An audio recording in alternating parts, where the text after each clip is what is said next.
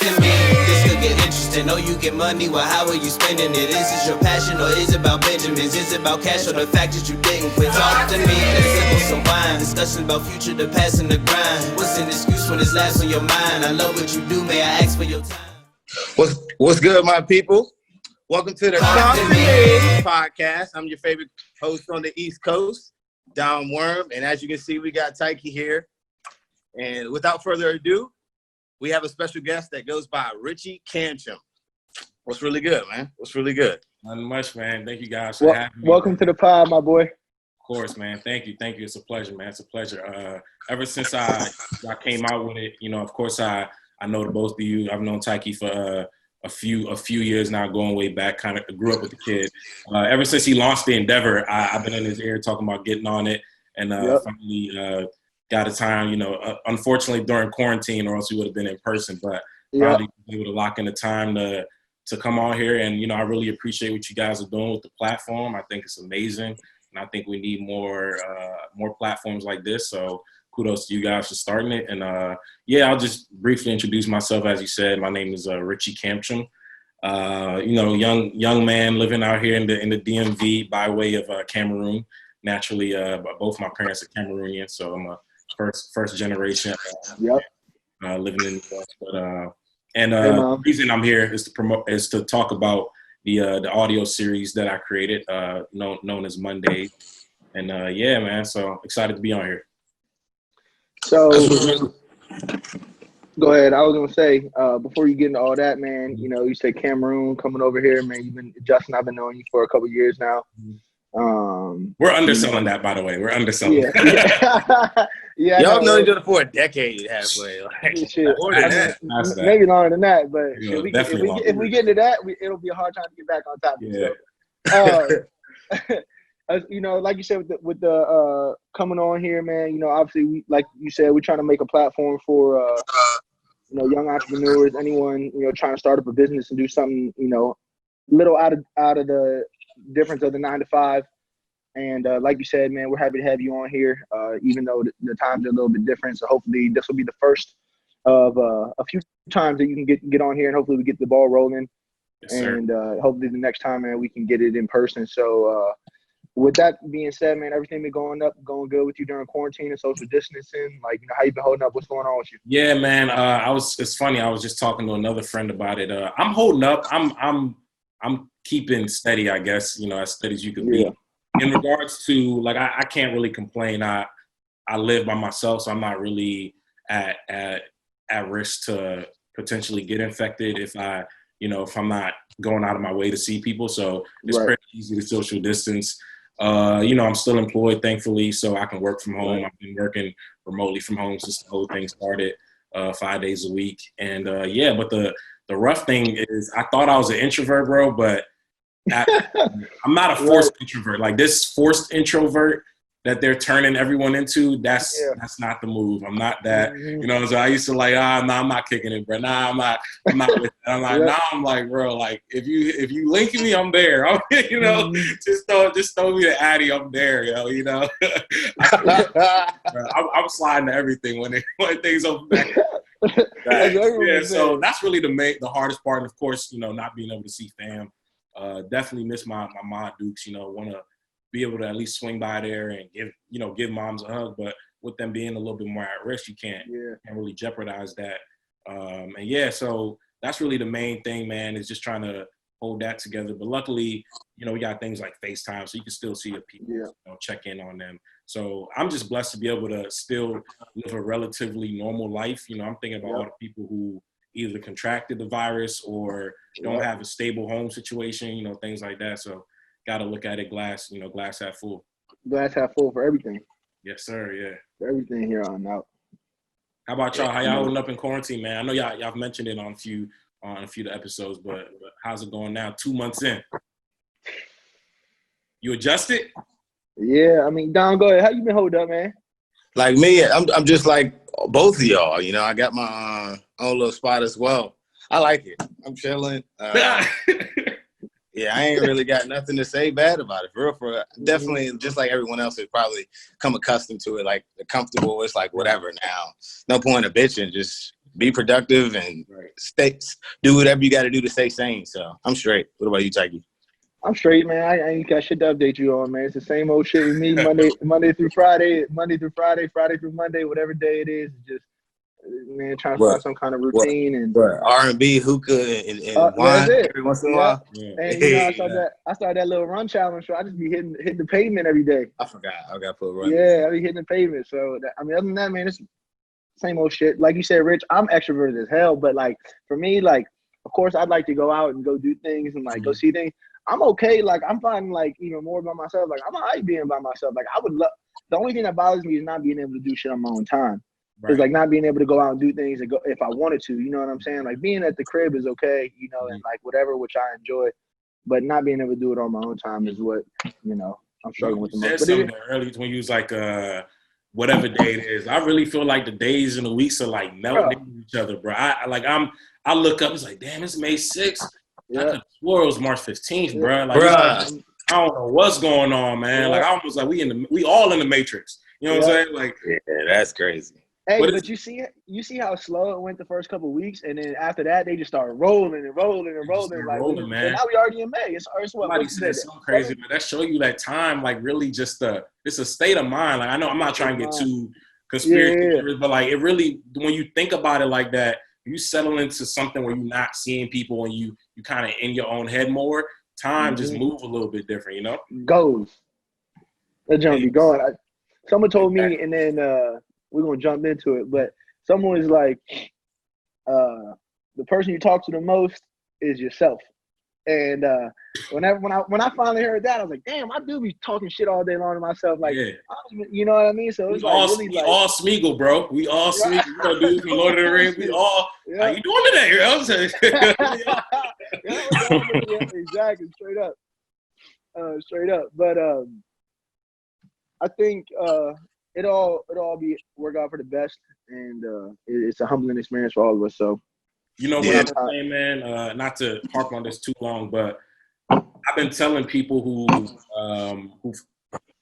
thankfully, it's not like a huge year for me in terms of I had a graduation or I had something huge planned.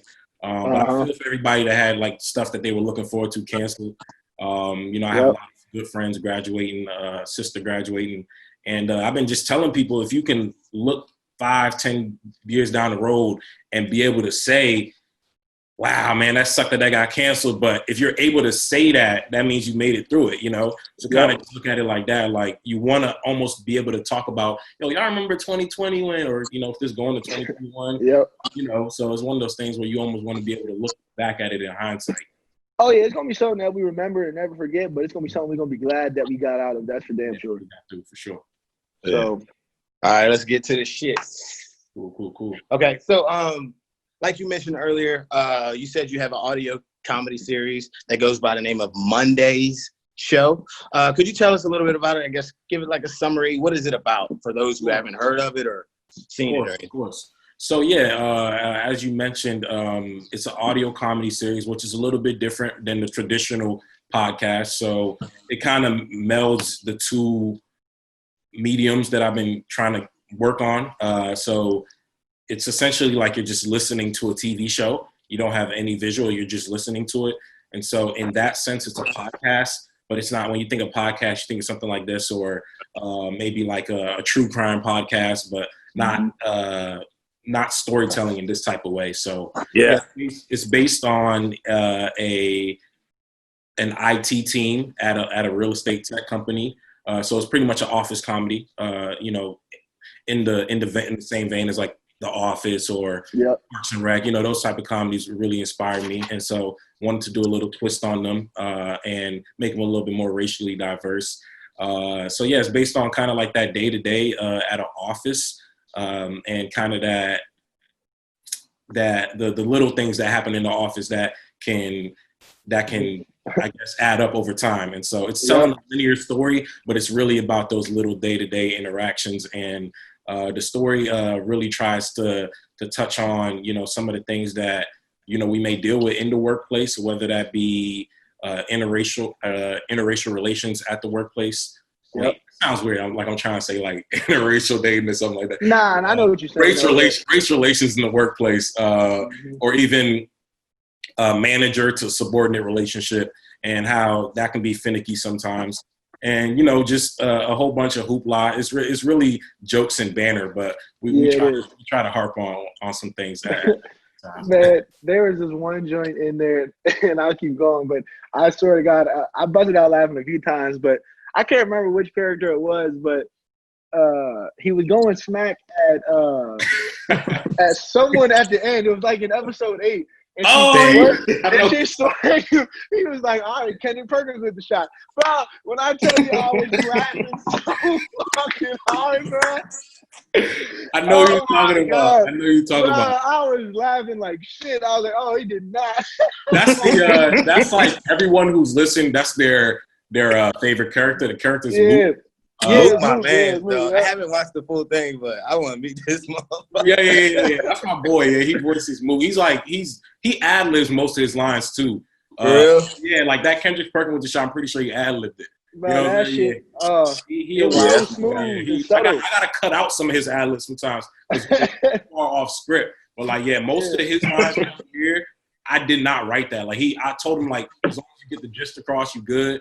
He'll funny dude. He definitely. I tell him all the time he needs to do stand-up. He funny dude. Bro, he definitely had me rolling because Dom had said something to me before we got on today about he was fucking with Mook's character and all that. I mean, I did too, but he said some shit in there that had me going. But and that's really all it is, bro. It's a lot of stuff. Obviously, the show is fictional. People don't actually talk like that at work, but the general gist of it is stuff maybe you want to say at the office or conversations that are had at the office, such as that whole that ongoing coffee thing that I got going on when the two characters are bickering about coffee. And it's always made to sound outlandish, but it's really, it tries to capture at least some of those scenarios that you run in the office, man. And that's really what really inspired me to create the show. Is just sometimes I'd be at work, I'd be like, sheesh, y'all blowing me. I gotta write about it. You know what I'm saying? Or something like that. I gotta talk about this in some capacity because I know people feel me. So some of these situations be actually kind of happening. But you probably put your own flavor to it. Yeah, of course. Yeah. So the running coffee thing where the two characters talk about coffee. That is a big thing in every workplace I've been at. Is we'll get together and we'll talk about coffee, who's paying for it, and it's never been an issue for someone to pay someone else back. But every now and again, you might gotta remind someone I did get it the other time. It's funny because at work it's never on some bro. If you don't pay me, what's up, bro? It's never gonna be that. It's always a little passive aggressive everybody typically it's fine, it's cool. So it's really passive aggressive, and it just tries to capture that. And that's really I really could have renamed the show Passive Aggressive because that's really the energy. That is a lot of what it is. Yeah. But obviously you named it Mondaze, obviously because it's everyone dreading the Mondays going back to work, right? That's kind of exactly. Yep, you got it. Yep. So and also I think I mentioned it one time, but a good mutual friend of ours, and I'm sure he'll be on the show at some point. Kamal, who's a hip-hop artist, he has a EP. A full-length mixtape called 40 Monday. I told him, I was like, that title was it just stuck with me. I just like the way it saying it. I just like saying 40 Mondays, and I was like, I told him I jacked it a little bit, took the 40 off, and kept the Mondays, right? That's what it is. Mondays. You the days on Monday. Yeah. It's a days, man, and it's and kind of how we were saying it. They kind of they run into each other in a different way. It's more of a routine, but you know, as soon as that 2 week weekend break is over, you go back into the days. I know it. I'm thankful for the quarantine for that only. Is that it make the week go. I'm thankful I got a job to where I can feel it this way. Right. I am thankful for that. Let me ask you this though. Okay. Go ahead. I was gonna say I'm not just to go off tangent just real quick. Every time I go to my car now and I look at my tank, I'll be like, matter of fact, they can keep this quarantine running for a minute. I look at my tank, I'll be like, bro, I got so much gas in my Bro, car. I can't tell you the last time I filled my tank up, bro. It's crazy. It's crazy. I'm not missing filling the tank up almost every other Nah, day. That's for sure.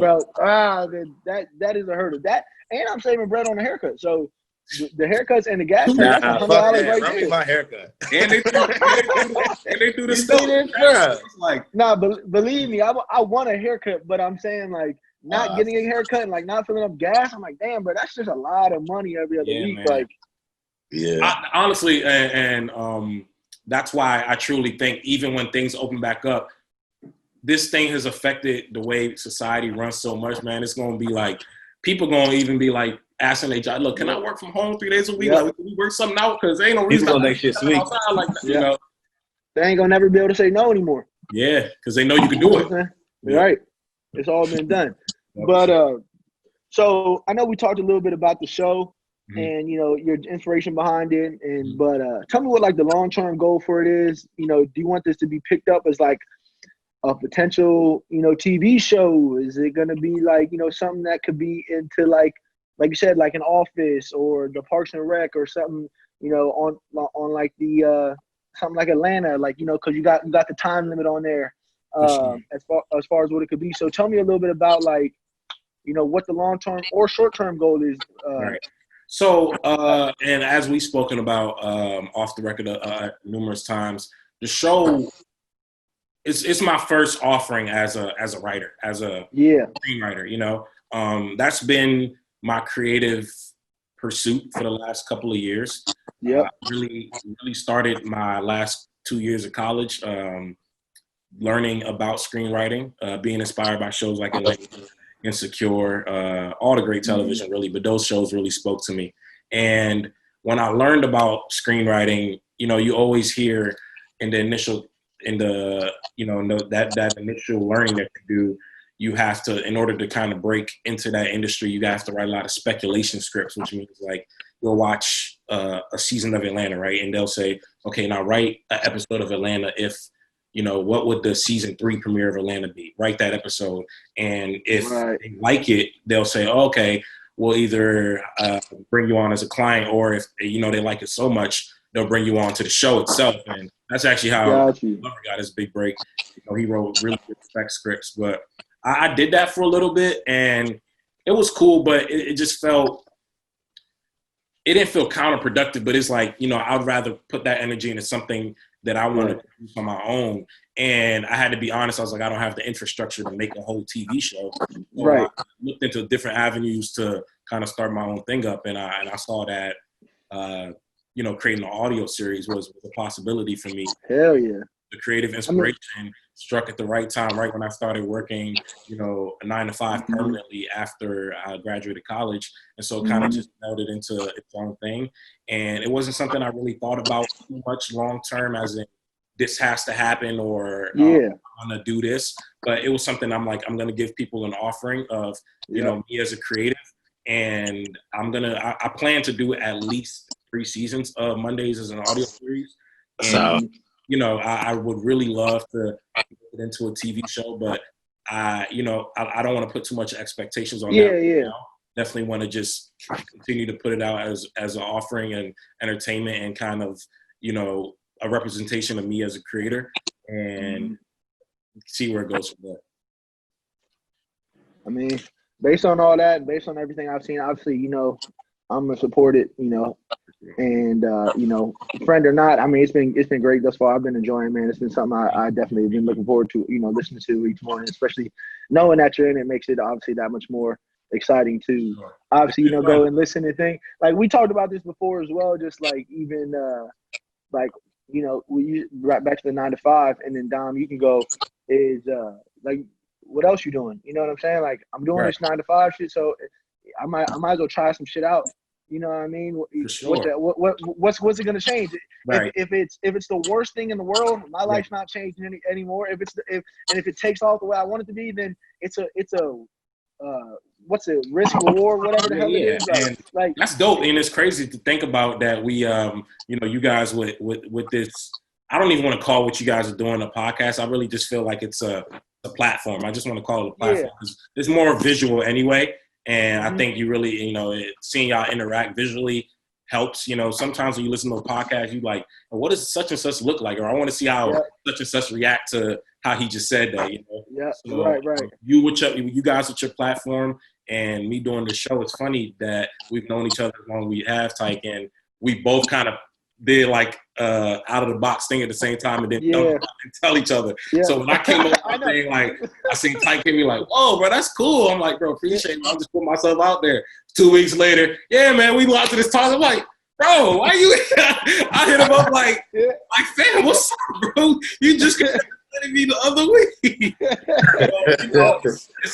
I think it's funny. I think we both reached that point where you just want to try something new, because a lot of it you are inspired by not wanting to be stuck in like in that cycle forever. You like, I might as well try something while I have time. I think none of us got kids, or at least I don't know about you.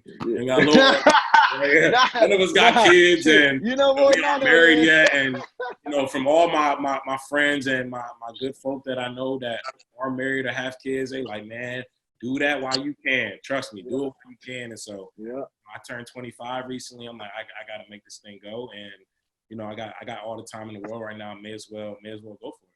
Yep, take advantage of it while we can, especially during this pandemic. Just want to say I'm on the 4th episode. I was actually just talking to one of my friends earlier today.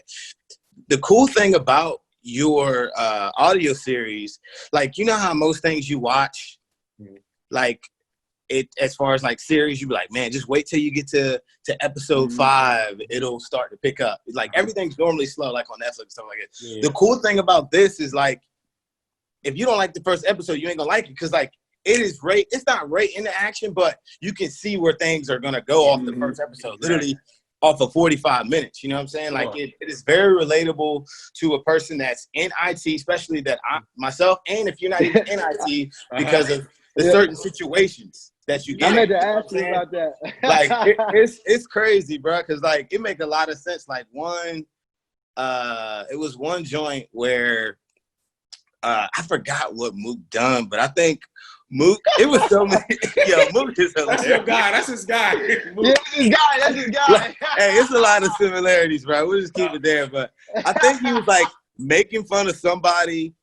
Like, how the hell you doing IT and you don't know how to do anything? And then literally 20 minutes later, he calls Josh, the new guy. He's like, hey, can you do that thing that you done earlier today? And the dude was like, reboot the computer? What? Like, I'm just like, bro, how you gonna fry him? You don't know what the hell you're doing. I know exactly what you're talking about. That shit was funny. But so to go back to you though, good shit, by the way.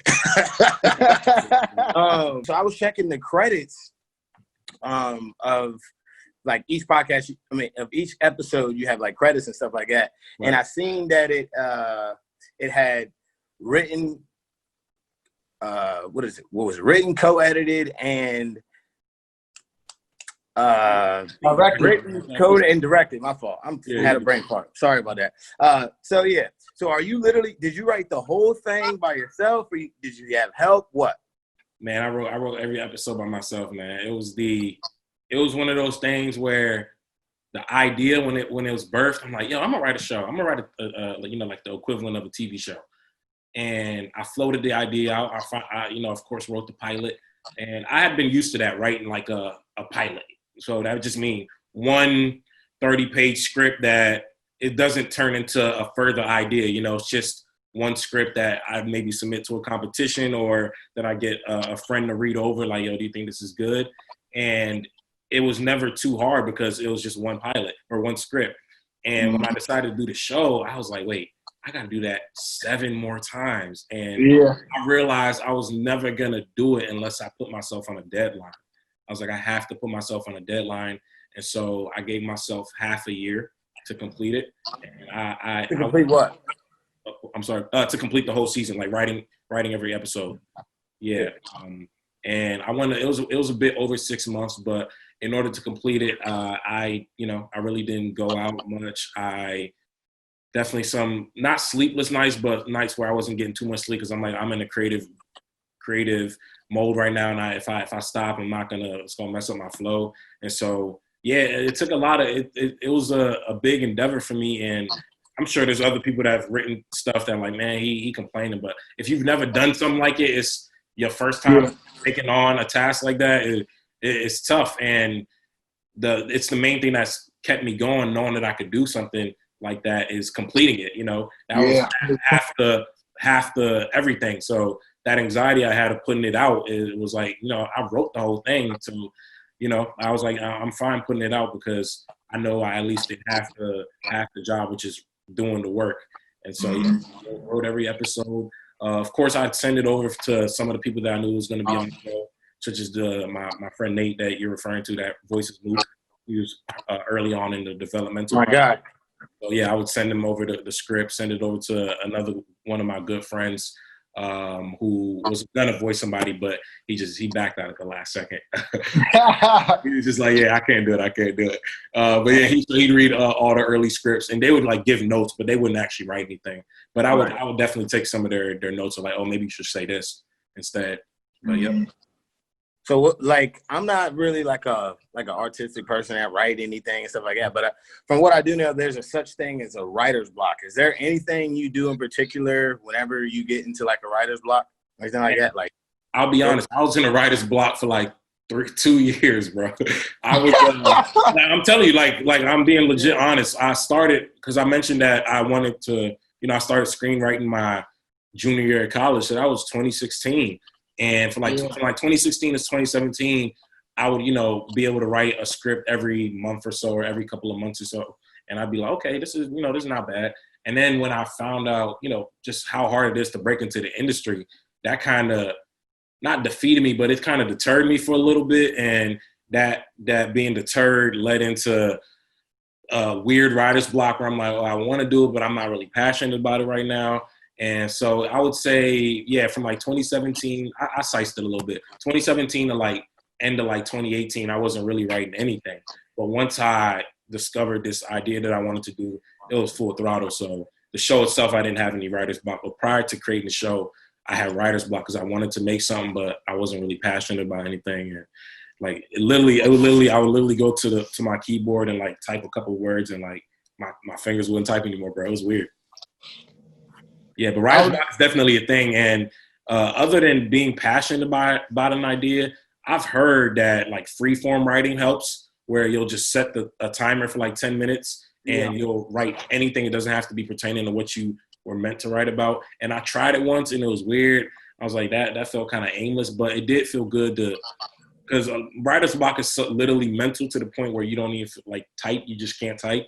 And so being able to just do the exercise and the idea will come to you later is helpful. And it's something that I probably got to put into place for season 2. So I'm sure that block will come.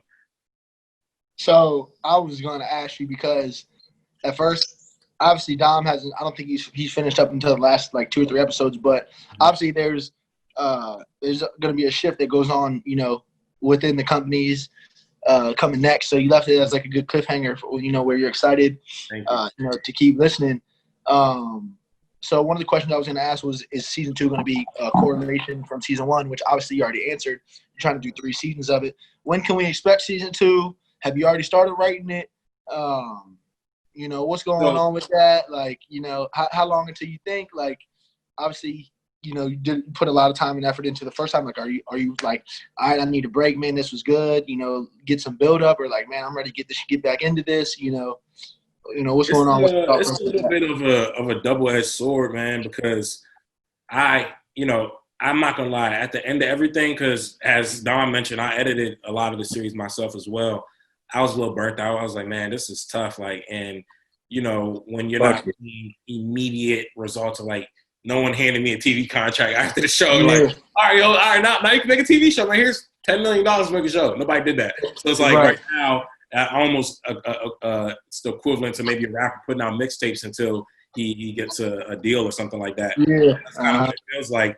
And I was like, man, I'm tired. I don't think I could jump right back into it right now. But at the same time, it's weird. I don't want to say that it's a positive, but quarantine has helped me kind of like slow down, because doing everything, all of that while working and, you know, commuting and living as fast as our lives were moving before quarantine, doing all that was like, man, this is a lot. But being able to slow down, I've definitely taken a break. I've been watching a lot of shows that I've been, you know, just using to inspire me. Dave has been really, you guys seen Dave? I ain't seen it yet, but I see you been talking about it, so I'm enjoying that. Hilarious, man. Dave is hilarious. I really wanted to hate, because I was like, man, I ain't about to watch no show by Lil Dicky, but hey, come on. Lil Dicky is doing he's funny as shit. It's hilarious. Like, it's one of them things, like, I don't know how to explain. It's almost like I'll equate it to like when whatchamacallit, LeBron, like post Heat, like, no, right around like when the Heat won their first, second ring. Because I feel like, other than like people like Tyke who love LeBron, if you're on LeBron, like when he would just, you know, when he would beat the Spurs and then open up a school and do some, you're like, I cannot hate this man, bro. He's too good. And that's really like, I went into Dave like, I'm about to trash this show. Like, this show not messing with Atlanta. And it blew my, like, I was like, yo, this is the funniest show I've seen in years. Right. Legit laugh out loud funny. So I've been watching a lot of that. Been watching like a lot of the HBO shows. HBO's running, like, has all their classic shows for free right now. If y'all so, been watching like The Sopranos, The Wire. Obviously very different shows, but the main common thread between all those shows is writing. Like, all of those shows contain good writing, whether it be comedic. So definitely been trying to watch, you know, good television, listen to good audio series as well. So I've taken this time to step back and kind of study some of the greats, and I put up a whiteboard of a schedule of when I want to have season 2 complete. Word. Okay. And on having that written in full by, I would say, the end of September. Okay. Yeah. So I've already kind of started. I've done all my notes of what I want it to be, but I haven't written the full episode yet. Well, you know, you don't gotta worry about me bailing last minute. So you know, you need an actor. Right in there. I already told you. It's crazy because, like, the time when this releases, you weren't on the show, but when, you know, somebody discovers this 2 years later, they'll be like, wait, Cuz is on the show. How you going to interview? You know what I'm saying? So I already told you I got you locked in for a spot, man. And locked in. I'm not going to talk about it yet, but I already know the role that I want you in, because you're a goofball, bro. Yeah, let me know, man. You know where I'm at. So it's going to be fun. In terms of releasing it, I'm kind of waiting to see how everything goes with lockdown, you know, when we're going to be off lockdown. And then even recording, I could record, like, everybody be at home, but that chemistry that we have, because that's the funnest part, bro, and you'll see it later, but when everyone gets together, it's like we just cracking jokes. And y'all know, y'all heard the show, like, some of the stuff I'm saying is ridiculous. So somebody say a line and they'll deliver it a certain way, everybody start laughing, bro. I know. Like, you know, it's just like that communal aspect to the show is the best part to me. That would be my hardest part, because I would laugh probably the whole first hour. I wish I would have did this for season 1. Season 2, I'm gonna record every like session. I'm recording every. I was just about to ask that. You should make like a highlight tape of that. I should have, bro. Of y'all being together. I need to see. I didn't do it, and I wish I did it. Like, I thought about it way too late. But when I'm like telling people, like, say a line, it'll be dead silent, and somebody will say something wild. And I mean, I'm trying to think about something wild that, like, somebody said, like, in the season. That's not too extreme. Shit, they said it all in the show. For example, there's a line right where the dude come back from an episode. So you listened to episode 8, right, Tyke? The last one? Yeah, but that shit had me rolling. He was saying stuff.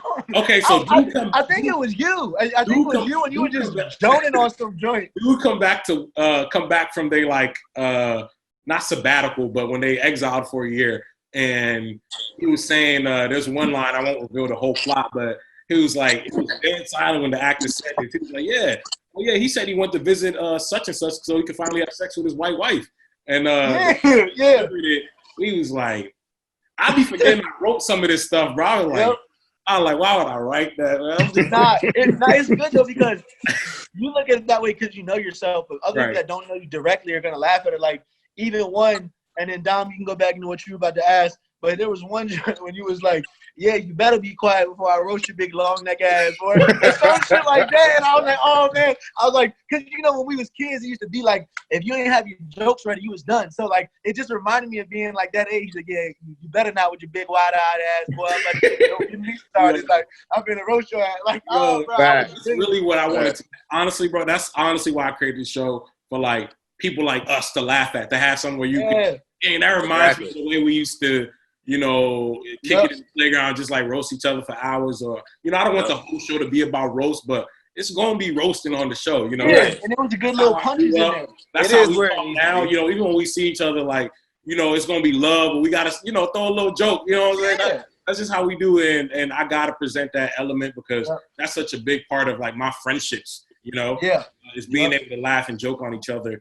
And, so I got to present that through the show. And, that makes recording hard, bro, trust me. And none of us are professional actors that can Leonardo DiCaprio keep a straight face. Nah, this is the game, it's like we all doing this for fun. I mean, I, of course, want to turn this into a career, but everybody helping me is, they're doing this for fun. And so if a line is funny, they're going to bust out laughing. We end up having to do 10 takes. 10 takes, It's funny, bro. It's a good time. I got you, man. Well, have me roll. You know me. Yeah, that ain't funny. Yeah, wait till you finish, Dom. You're going to be like, all right. What? You said you're on episode 4? Yeah, I'm on episode 4. So out of have you finished episode 4 or are you starting it? 20 minutes left in episode 20 minutes 4. left? Yeah, that's the longest episode of the season. Between episode 1, 2, and 3, what's your favorite thus far? What would you say? Hey, this boy didn't put me on the spot, boy.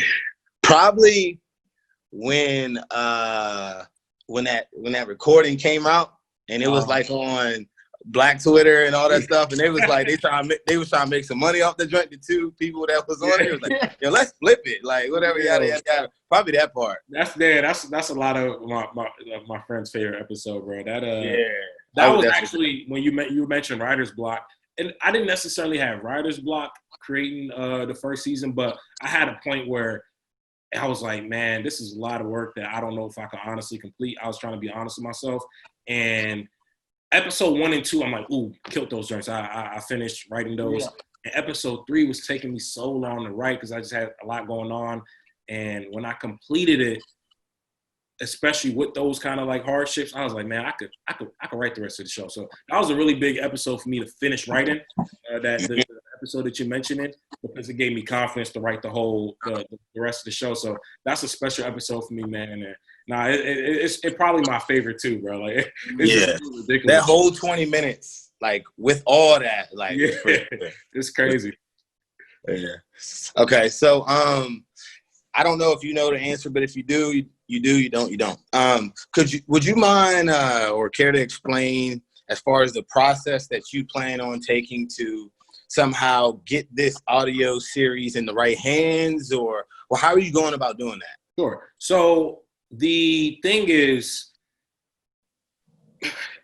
traditionally, this industry, entertainment industry of, creating entertainment has been gatekeepers. There's gatekeepers, and there still is to a sense, but platforms such as this, Talk to Me podcast, being able to put out a show like this, and essentially it's like, yo, we're all friends here, and we've essentially allowed ourselves to be our own gatekeepers, right?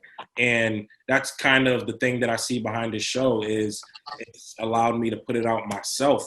I would have had to jump through so many loopholes 20 years ago to ever get something that I wrote out in any capacity. And so I see it as more of a thing as, I'm going to put it out, and I'm not saying hope that somebody takes notice, but I'm going to put it out to the point where it's, going to gain enough traction with enough consistent work that somebody will take notice in that sense. Yeah. The second season, I do intend on adding a visual component. So there's going to be visual episodes to accompany. Not full-length episodes. I don't have that in the budget or infrastructure to do that, but it's going to be visual components, longer visual components than the trailers that I had. Because that's how you marketed, I believe, the first, before you even dropped anything, you had a little market. I had a little trailer. Yeah. So I had a trailer for the first season.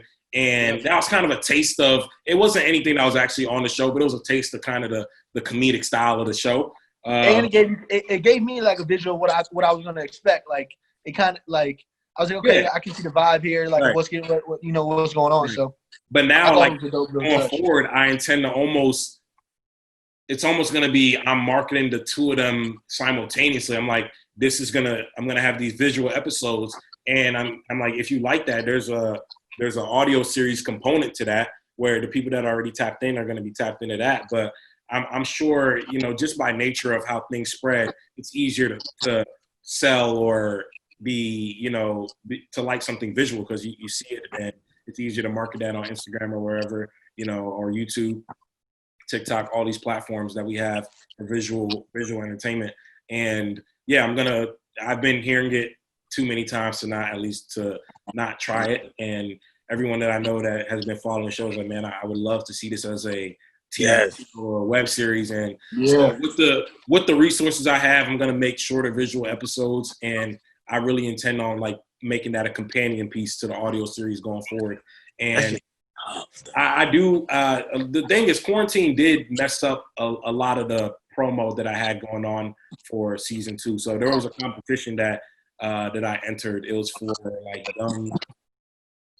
young. I'm sorry, what's the word I'm looking for? Yeah, young writers of color that were speaking on something that had to do with any type of social justice. And of course, there's a big climatic episode about gentrification.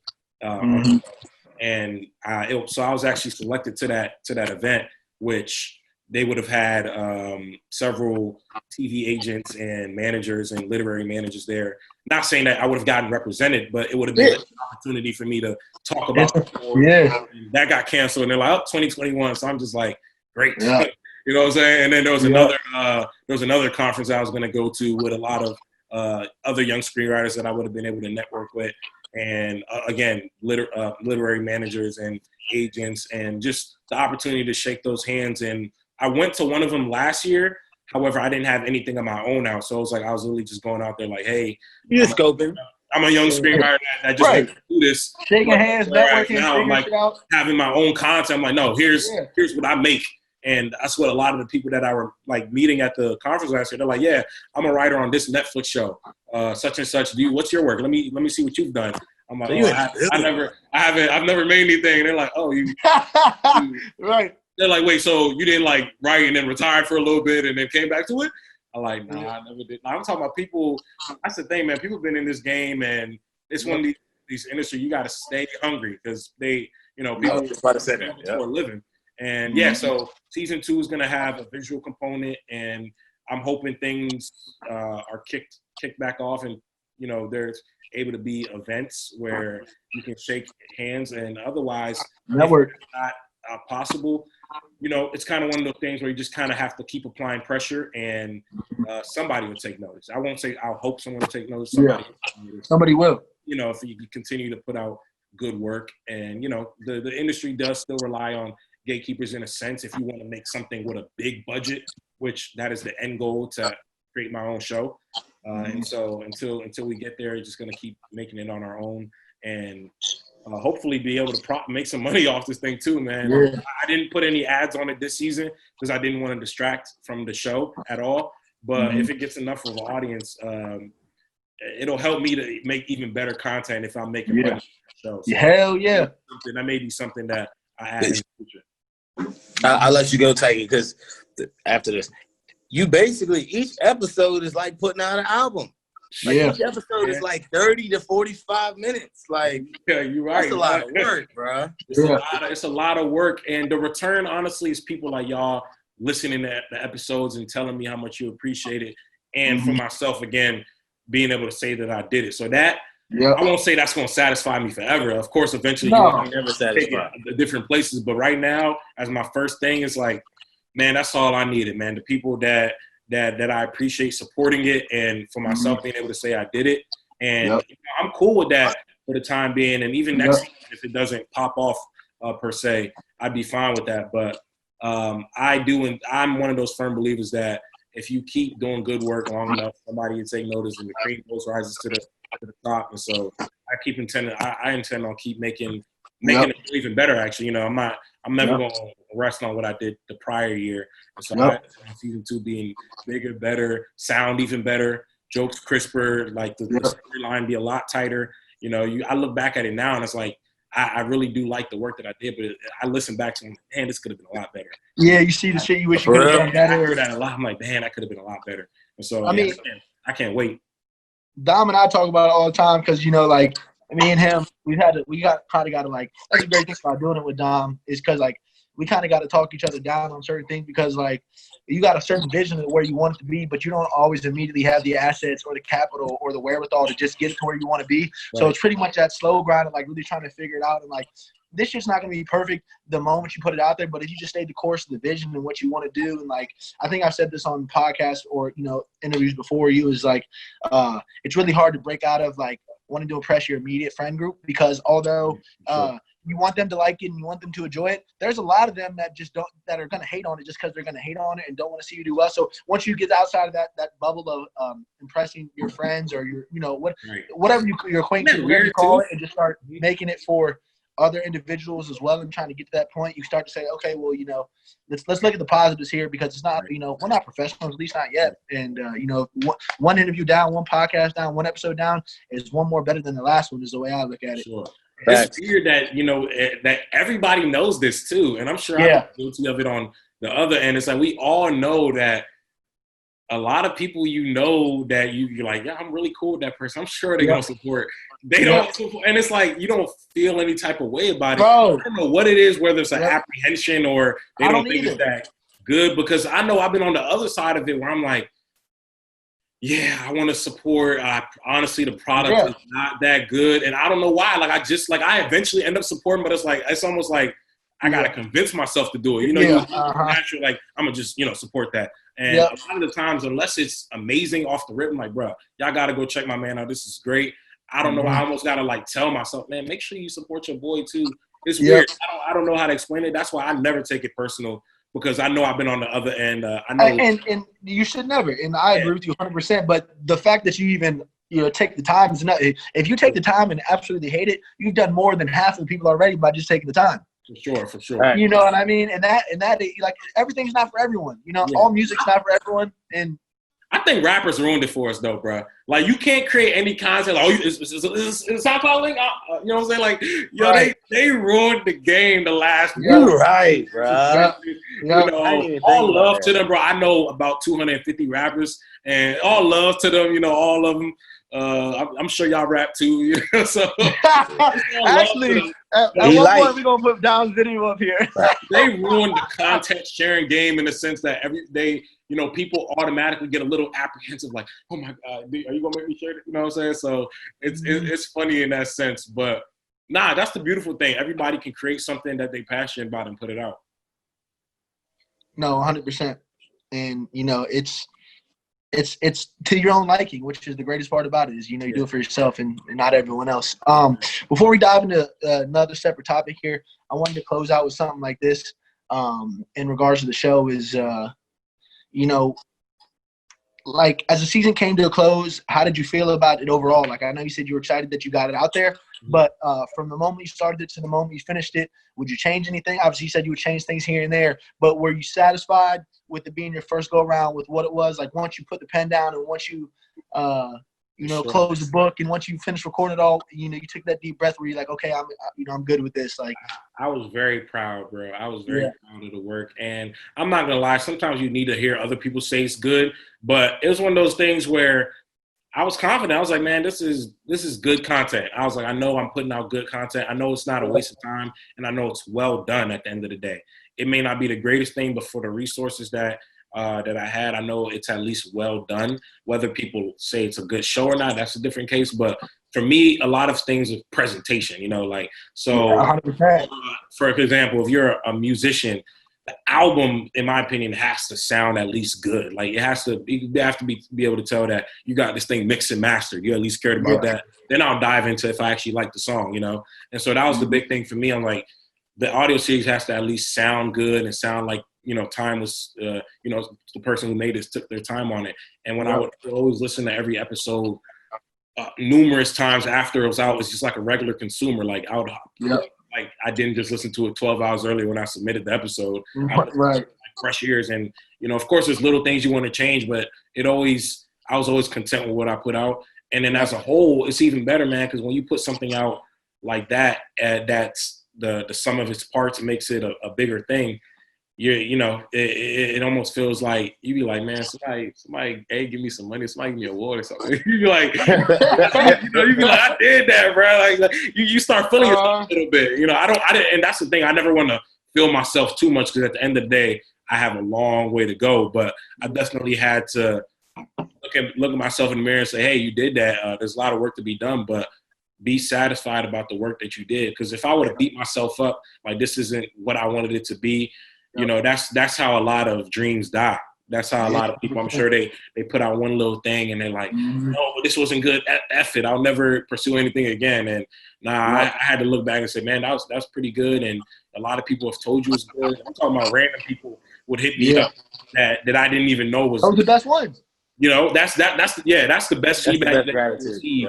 Because again, as I mentioned earlier, I undersold how well I know Tyke, but I literally grew up with dude. So if he if he would have told me with my son, the original was good, like I'm always gonna be like, of course I know you're gonna say that, Tyke. Right. He's obviously said it numerous times, like, no, this is good, but I wouldn't have felt no way if he was saying it with a halfway, this is good, because it's really hard to let someone that you're that cool with and that you consider a brother that you don't consider something good in a sense, So when people that I consider fam and that I'm really cool with tell me it's good, I'm like, thank you, thank you for when a random person or like I had somebody that I went to college with parent hit me up like, yo, this is terrific. I didn't even know you were into this stuff, Richard. Right.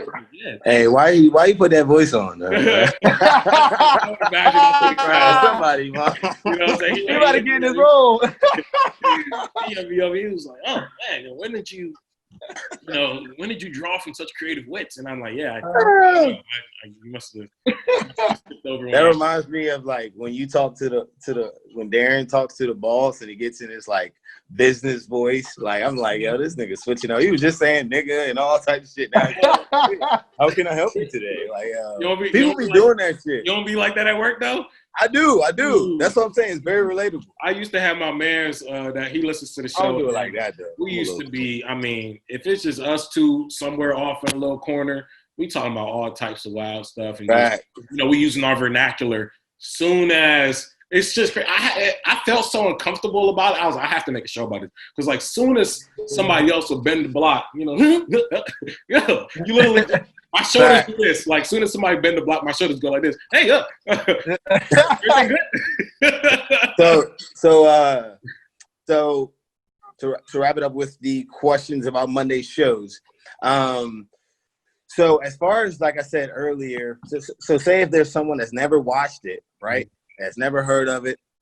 What would you compare your audio series to? Like, would you say it is like this? If I would compare it to something, and I mean this I don't mean to say that it's as good as these things, but these things were inspiration when I created the show. I would say I love The Office, and I always wanted to imagine what The Office would be like with more Black characters, a more diverse setting, or like how people that we surround ourselves with, if our vernacular is used more so in the workplace. And so I would say it's a more ethnically diverse version of The Office, and it definitely touches on a lot of the thematic things that shows like Atlanta and Insecure touch on, because those are two of my biggest inspirations. Again, not comparing it to those shows, and those shows are absolutely amazing. But in a sense that if someone who wants to take a look at the show, like what's its direct comparison, I would say it's a melding of those three shows. Obviously only via audio, but yeah, you'll definitely hear those like offbeat, awkward style comedy from The Office, and then you'll hear like that, a lot of the vernacular and the themes that they touch on like Insecure and Atlanta. I'm not sure. You guys familiar with, like, you guys watch Atlanta and Insecure? I haven't seen Atlanta. I heard it's close. You gotta watch that shit. That joint is funny as hell. Bro, you haven't seen Atlanta, Dom? Nah. Oh my God. You got Hulu? Y'all trying to pay for my subscription? It's only got like It's only got like 2 seasons, and they're like 30, 40 shit. If that, only like 30, 35 minutes apiece. All right, but I got Hulu. They laugh out loud funny. Before Hulu, Atlanta was the funniest show that I had seen in some time. Yeah. And it's funny because people You're hyping up Dave, so I'm definitely gonna have to tune in. Oh, you tonight. gotta check Dave out, bro. I wouldn't steer you wrong, man. Dave is laugh out loud funny, bro. In a different way, because people have been saying that Dave is like a gentrified version of Atlanta. I don't really think that's right. They're not doing, like, of course they both centered on rappers, but they're not doing anything alike really after that. Like Dave is more, Atlanta's more a case study on, you know, just the way black people navigate in Atlanta. It happens to have a rapper in it. Whereas Dave is like, literally like Lil Dicky being a comedian. Like this is his showing himself as a comedian, because his jokes every 2 seconds, bro. Like he's saying, right. He's always talking about how small his dick is, but Lil Dicky, I know. I've never seen a more self-deprecating dude, bro. He talk about how small his dick is like every 2 seconds. But it's here though. Yo, but it's hilarious, bro. Like he just literally go on their Instagram, the Dave FX, bro, and they'll like show you like 2 minutes trailers of that episode, and you're gonna be weak off. That's what made me want to start watching the show. Because again, I was hating that first. I'm like, oh, it's not that funny. I watch the trailers, I'll be like, damn, that was funny. I'll be like, let me just run the full episode, and yeah. But yeah, so all of those shows that center on, you know, young people in these situations, even Dave, I'm sure, I definitely don't want to bite the show, but I'm sure me enjoying the show as much as I have, it'll influence, you know, some of season 2 in some capacity.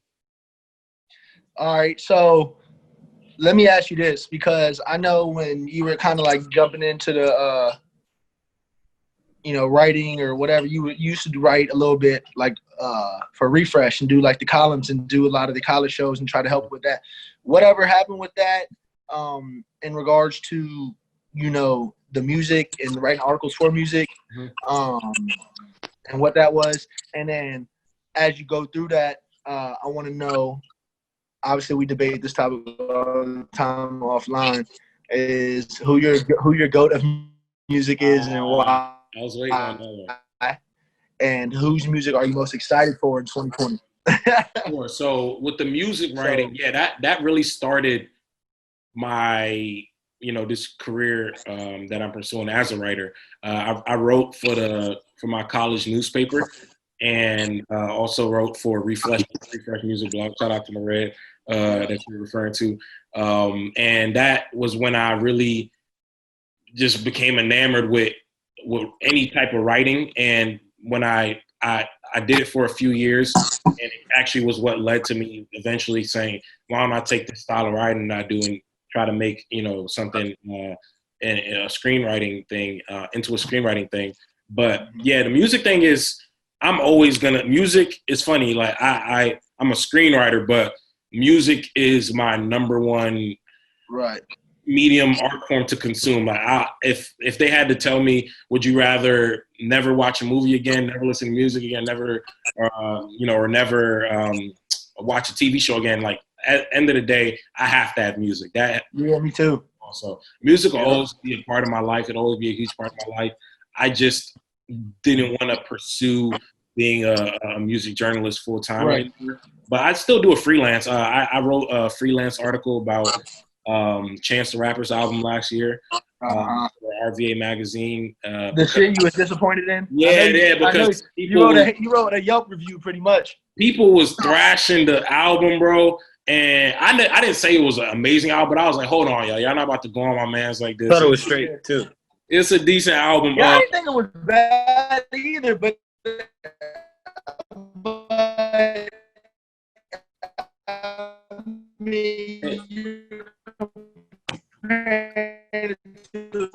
his project before that. Hey, so, hold on. You was just talking like you was in the Matrix the last 20 seconds. I was like, damn, let me no, you were not real quick. I was like, it was glitching. It was glitching crazy. It literally sounded. I think it was like, I'm sure they'll hear it on play. So I did not catch what you said. If you was going on the album, I'm happy I didn't hear it. So it's all good. I wasn't. No, I was pretty much saying. So with that, can you hear me now?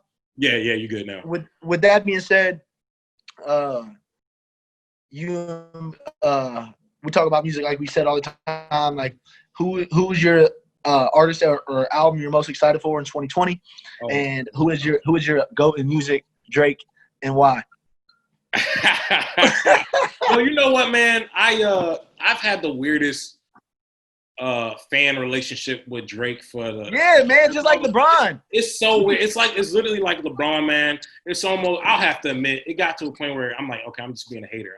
You have to look yourself in the mirror and like realize, why am I starting to dislike this person? And if I'm being honest, it's like, yo, you're too good at what you do to the point where it don't feel like you let other people eat, you know? Right. And so when Drake first came out, I was, like just right with you. I'm the biggest Drake fan in the world. I'm like, this. No, dude, you're not. Taggy is. No. Say you're second. I'm saying at that time, I felt like I was part of the Drake crusade, and Drake people forget that I feel like Drake was hated on more like in the Take Care era than he is now. Big time. They was calling him soft. I'm like, I used to like, this sound weird, but ride for Drake. I'll be like, man, y'all wild, man. Yeah. Drake is like, just because he make Marvin's Room or whatever, don't mean he can't make a 5 a.m. in Toronto or something like that. Yeah. So I was a huge Drake fan, and it was right after Nothing Was the Same drop, man. You know what it was? I started getting into Kendrick, of course. Really heavy, and they started getting into their little their friction, their beef. And the thing with hip hop, man, it always makes you feel like you gotta choose one. Like, I know. But at that time, I'm like, nah, man, I'm riding with Kendrick. And so I just started to drift away from Drake. And it wasn't really until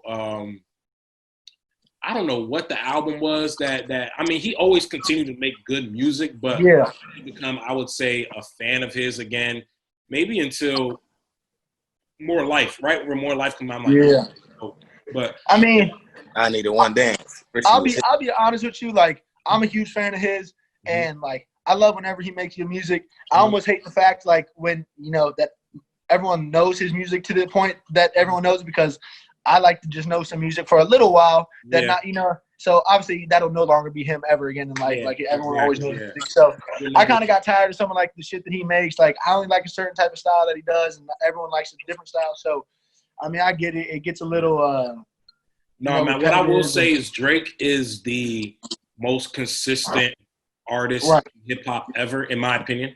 He's just like, we've never seen this before. It's literally the equivalent to LeBron.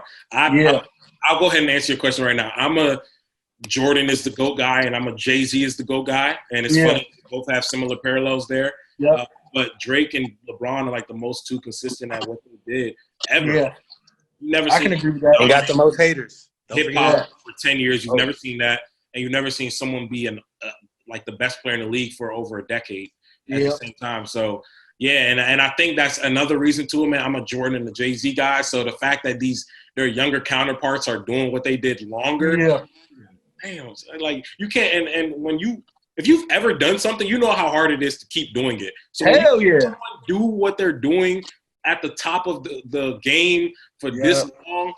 If you're not one of their legions of fans, it does low-key start to hate a little bit. You're like, yo, come on, son. I mean, that shit goes into, like, sports, music, anything. Like, there's always, like, in sports, like, they get younger and more athletic. So as you get older, it gets crazier. I mean, in rap and hip-hop, as you get older, they learn and study what's been done, and they can build on that. Like, so like you said, it's crazy how they can stay on top and keep continuously doing it and making it and reining it in, man. It's been cool to see.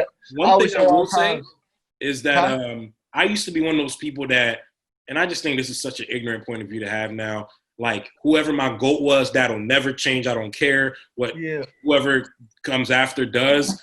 And it really started shifting after the 2016 finals with LeBron, when I finally started to accept the idea, for some people, LeBron's already the GOAT, and that's fine, but like that, he may become my GOAT one day, because at the end of the day, I'm like, bro, just be the 73-win team. I don't want to accept it, but like, I don't know if he puts on that team if he does that.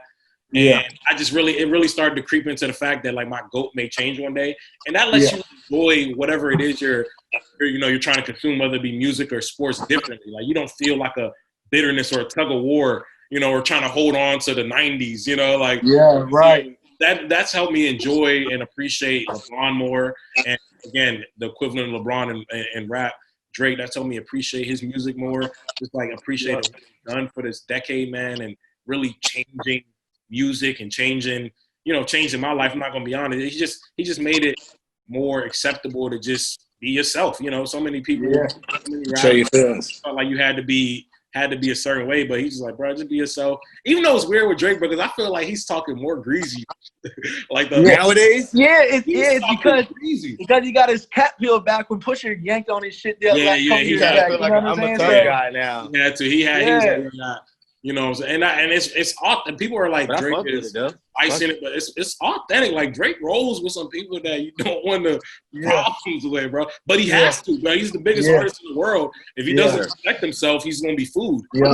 Yep. But yeah, so I've really grown to the point where I do have goats in those respective forms, but man, I really just try to appreciate anybody that's doing something, especially doing it as long as Drake and LeBron have been doing it. Yep. Gotcha. Okay, so we're gonna try to wrap it up. Okay. I got a question for you. So as far as young entrepreneurs or directors or potential directors or inspiring directors, do you have any guidance for them as far as before they start their journey on trying to create like a film or any audio tapes? Is there anything you would tell like a younger version of yourself? For sure. I mean, to a younger version of myself and someone that's, still doing it as well as anyone that's aspiring to do it, I would definitely say research. You want to research and be equipped with the tools to start what you're doing. You of course want to go into it optimistically, but you don't want to fall flat on your face, and you have to know what you're getting yourself into. At the end of the day, these are large endeavors you're taking on. Yeah. Prepare for that. And it's at the same time, you have to almost kind of try to recapture a like that magic that you had as a kid, just like that whimsical, like life is for the taking type of energy that we had as children. When you're taking on a creative endeavor like that, you have to keep that in you because of those roadblocks that may happen. You might just, you start thinking like an adult maybe and say, man, this isn't logical, or this doesn't make sense logistically to keep doing this. Why would I, and you have to kind of keep that magic inside you. And so I would say if you remain prepared and you do research, like how to, what certain little things you could do, like, if you file a production company as an LLC, you can get certain tax write-offs for. Yeah. Yep. I know that. Yep.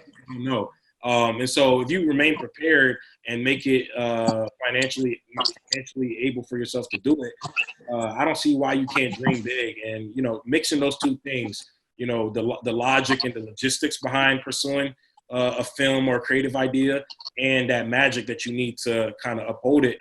And then at the end of the day, just doing it, man. That was a big thing with Mondaze. I could talk about it until I'm blue in the face, but until I do it, I wouldn't had the opportunity to come on a platform like this and talk about it. I wouldn't have had the opportunity to even feel like I can make this a TV show. It would have just been something. Yeah. And so I would just tell anybody out there, if you equip yourself with those two things, a little bit of hope, being prepared, and just the wherewithal to go for it and do it, then you can create anything you want. Well, with that being said, next time, you come on this, I hope you get your hair cut. No, I was right. Look, I'll do the halfway, bro. You can see the beard is connecting to the man. Take your hat off, though. My shit looking crazy too, so I can't do the whole thing, bro. Hey, fuck it. Everybody looking crazy. I got my joint out. Fuck it. If you flip my beard and my hair, my shit probably gonna look the same. You know what I'm saying? Facts, bro. But next time it's fun. Next time we do it, mark my words. Tyke will have be in there. So it's gonna be fun, man. And let me know if you want to hop on anything, bro. I always need somebody to do ad-libs, or if you want to voice a character, let me know, man. You guys, I really appreciate the support. This platform is great. I've watched every episode, and I'm excited to see where you guys take this thing, man. Yeah. Well, just like you appreciate the support, so do we. I'll let Dom close it out after this. But again, like you said, we're here for young entrepreneurs, young business minds, man. We're trying to give someone a platform because, like we've stated multiple times in Virginia, if we don't support here at the local level, it's never going to get to the level that we need to be. And so, you know, the vice versa love is doesn't go unnoticed, man. It's awesome to see you do what you do. Thank you for the support, man. We can't wait for season 2. I personally can't wait. It's going to be great. And, you know, hopefully we get a lot more to talk about, a lot more interviews to do here in the future. And hopefully we get this thing rolling. So thank you for taking some time with us, man. It goes a long way. Like I said, love is mutual. And Appreciate you guys, man. don't go unnoticed. So you guys stay safe in this quarantine, man. Yeah. Definitely just want to make it brief. Definitely just want to let you know we definitely appreciate you taking the time out of your day during this quarantine. I know you had a lot to do. but yeah, I definitely enjoyed watching the 4 episodes that I'm currently watching or whatever.